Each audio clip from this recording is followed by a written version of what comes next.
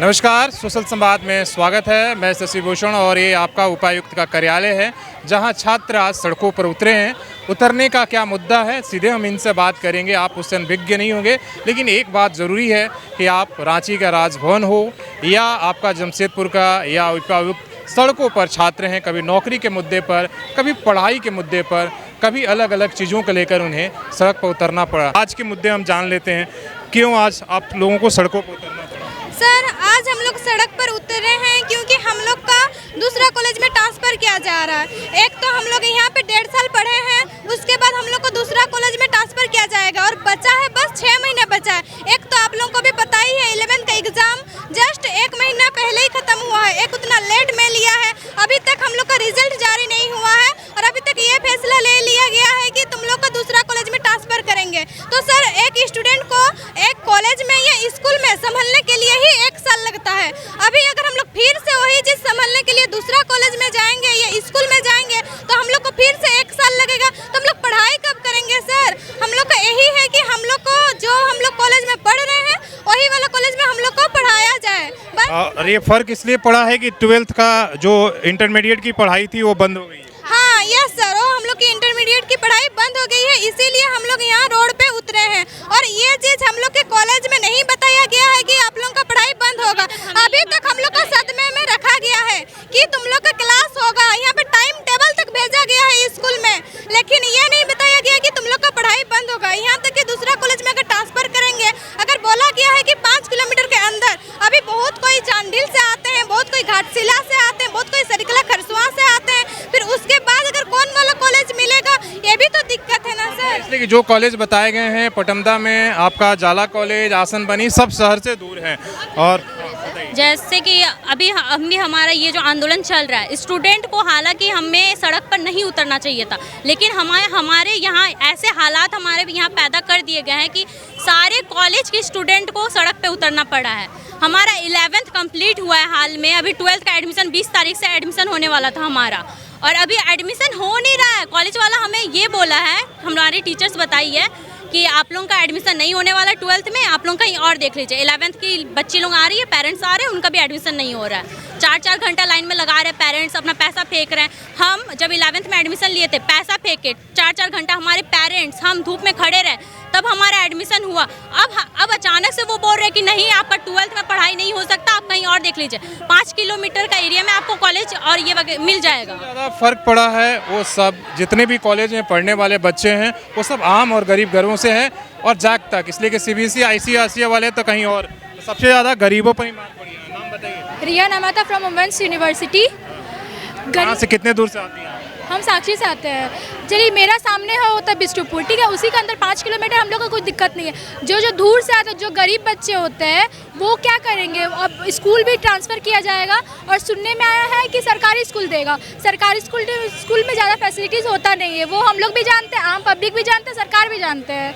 और मतलब अगर हम लोग का ये लाइफ का लास्ट स्टेज होता है, इसके बाद ग्रेजुएशन होता है। अगर गरीब जिसके बच्चे हैं वो अगर ग्रेजुएशन ना कर पाए तो वो तो 12th के रिजल्ट के बेस पे ड्यूटी मतलब जॉब करेंगे। अगर 12th की रिजल्ट ही ना हो तो जॉब कैसे करेंगे? उसका तो लाइफ पूरा बर्बाद हो जाएगा, खराब हो जाएगा। बहुत सारे को हो सकता है कि ड्रॉप करने से कॉलेज जाना ही बंद कर दिया जाएगा। सर, मेरा नाम सानिया फिरदौस है और हम वर्कर्स कॉलेज से हैं और हम फर्स्ट ईयर के ISC स्टूडेंट हैं। सर, यहाँ पर ये हो रहा है कि हम लोग 11th कर लिए, 12th का रिज़ल्ट अभी तक आया नहीं है, 11th का रिज़ल्ट अभी तक आया नहीं है और 12th का एडमिशन रोक दिया गया है। और अभी हम लोग कहाँ जाएंगे, कहाँ कराएंगे? और 1961 में चंद्रशेखर और महात्मा गांधी सब बोल कर गए कि हमें अपना शिक्षा मिलना चाहिए, मुफ्त शिक्षा मिलना चाहिए, और जो कि हमें प्रोवाइड नहीं किया जा रहा है। हमेशा हर चीज़ में शिक्षा में ही क्यों हम लोग सेक्रीफाइस किया जाए? तो शिक्षा में सेक्रीफाइस नहीं करना चाहिए और ये हम लोग नहीं होने देंगे। हर चीज़ में सेक्रीफाइस हो रहा है। सरकार फैसले क्यों लिए, कुछ बताइए, तर्क बताइए क्यों इस तरह के फैसले लिए? तो सर, ये सरकार के ऊपर डिपेंड करता है, क्योंकि मुझे नहीं लगता है कि ये फैसला कुछ लेना ज़रूरी था, लेकिन ये जो लिए बहुत गलत लिए। यहाँ पास कितने सारे स्टूडेंट्स हैं जो 18+ है, जो वोट देते हैं सरकार को। हम लोग इसलिए वोट नहीं देते हैं सरकार को कि ये हम लोग का पढ़ाई के लिए सेक्रीफाइस कराए, हम लोग को हर जगह दौड़ाए। तो इसलिए हमको नहीं लगता है कि हम लोग को ये सब चीज़ करना चाहिए। हम लोग ये सब चीज़ करते भी नहीं, लेकिन सरकार हम लोग को मजबूर किए, तो हमें अपना जस्टिस चाहिए। और India is a democratic country, तो हमें अपना जस्टिस चाहिए, मतलब चाहिए। और सबसे ज़्यादा, जैसे मैंने कहा था, एक बात आप मान के चलिए कि जब कॉलेज बदले जाएंगे, दूर होंगे, तो जो जो बच्चियां हैं उनके शिक्षा पर, खासकर लड़कियों के शिक्षा पर कहीं ना कहीं बड़ा फर्क पड़ने वाला है, इसलिए कि जो कॉलेज बताए गए हैं वो सब दूर हैं, तो उसमें कहीं ना कहीं उन पर फर्क पड़ेगा। क्या अगर दूरी में होगा तो लड़कियों की शिक्षा पर फर्क पड़ेगा ना आप लोगों के एजुकेशन? सर बिल्कुल पड़ेगा। बहुत सारी लड़कियां बहुत दूर दूर से आती है, गाँव से आती हैं। गांव से आती है, और यहाँ पे वुमेन्स हॉस्टल भी है जहाँ लड़की लोग रहती है। अब अगर इतना 5-5 किलोमीटर के डिस्टेंस पे बड़े को कहाँ रहेंगी? अभी मैं प्रतिनिधित्व के हिसाब से डीडीसी सर से मिल के आई हूँ, तो डीडीसी सर यही कह रहे हैं कि हम आपकी बात रखेंगे, लेकिन वुमेन्स कॉलेज यूनिवर्सिटी से भी 2 दिन पहले लड़कियाँ आके बोल के गई है।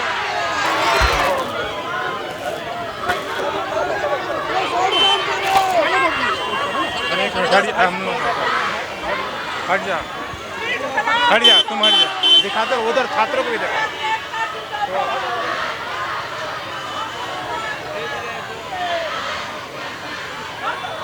उपायुक्त की गाड़ी देख रहे हैं, छात्राएं इसमें बैठे हुए हैं।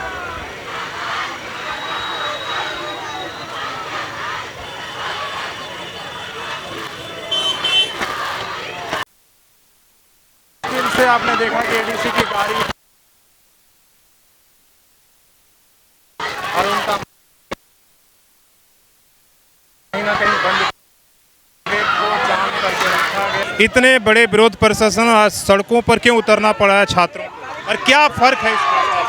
ये विडंबना है कि विगत 12 तारीख को जो स्कूली शिक्षा साक्षरता विभाग है वहाँ से लेटर आया है डीसी, हर एक जो जिले के डीसी महोदय को, कि कॉलेज जो अंगीभूत महाविद्यालय है वहाँ से 12वीं की जो कक्षाएं हैं वो स्थानांतरित कर दी जा रही है। जो 5 किलोमीटर के दायरे में सरकारी +2 स्कूल है वहाँ पर स्थानांतरण की बात कही गई है।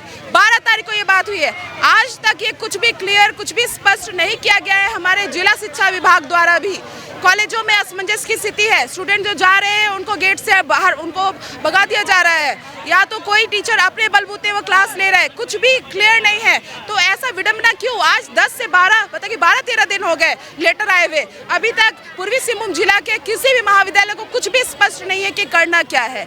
तो एक तरीके से गैर जिम्मेदाराना जो मतलब सरकारी स्कूली जो शिक्षा विभाग है इसका एक जो बड़ा फर्क पड़ रहा है। ऐसे शिफ्टिंग अगर पढ़ाई बंद हो जाता छात्रों का, यहाँ 8,000 से 8,500 से ज्यादा स्टूडेंट है जो कि जिला में जी राज्य में बड़ी संख्या लाखों में हो सकती है, लाखों में हो सकती है। तो बात यह है कि जो अगल बगल 5 किलोमीटर के दायरे में ऐसे +2 स्कूल जिनका इंफ्रास्ट्रक्चर होना चाहिए वो है ही नहीं, ना टीचर्स है, ना लैब लेबोरेटरी, ना लाइब्रेरी है।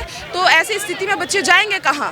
तो वाकई में मतलब कि अनैतिक ये है, अप्रायोगिक बात है। UDAIS+ में स्टूडेंट कॉलेज से महाविद्यालय से रजिस्टर है, इनको वापस से दूसरे स्कूल से रजिस्टर करने में कितना झमेला है, ये चीज़ जो है सरकार कुछ भी नहीं समझ रही है। पीछे क्या तर्क था, क्यों ऐसे किया? देखिए, सरकार का जो है वो 2020 में जो NEP लागू किया गया है, सरकार उस जो नई शिक्षा नीति है उसको बहुत ही तेज़ी से जो है वो आधी अधूरी व्यवस्था में जो है वो लागू करना चाह रही है। नई जो NEP आई है उसके तहत ये पॉलिसी है कि किसी भी जो डिग्री कॉलेज है वहाँ पर 11-12 का पढ़ाई जो है वो नहीं हो जाएगा। पर जो सरकार का ये होना चाहिए कि अगर आप इस पॉलिसी को लागू कर रहे हैं तो उसके पहले जो है वो प्रॉपर व्यवस्था में जो वो स्टूडेंट का अल्टरनेट जो है वो अरेंजमेंट होना चाहिए था। ये होना चाहिए था कि जिला में जो है वो ज़्यादा से ज़्यादा जो वो स्कूल्स खोला जाए, पहले टीचर्स को अपॉइंट किया जाए, उसके बाद जो है वो जो महाविद्यालय में जो +2 का जो पढ़ाई है उसको बंद करना चाहिए। तो ये NEP का जो है वो जल्दी में जो सरकार लागू करने का जो प्रक्रिया अपना रही है उसके वजह से ही जो है वो ये स्थिति बनी है। जबकि जो हमारा ये मानना है कि ये जो NEP जो लागू किया जा रहा है ये भी बहुत ही जो है वो खतरनाक है। इस NEP में बहुत सारे ऐसे पॉलिसी है जिसमें छात्रों का जो है वो पढ़ाई महंगा हो जाएगा। इसमें जो शिक्षा को व्यापारीकरण का जो है वो करने का जो नीति जो है वो लाया गया है, जिसका हम लोग विरोध भी कर रहे हैं। तो ये कारण है इसका मूल, जो सरकार NEP को जो है वो हड़बड़ी में लागू कर रही है।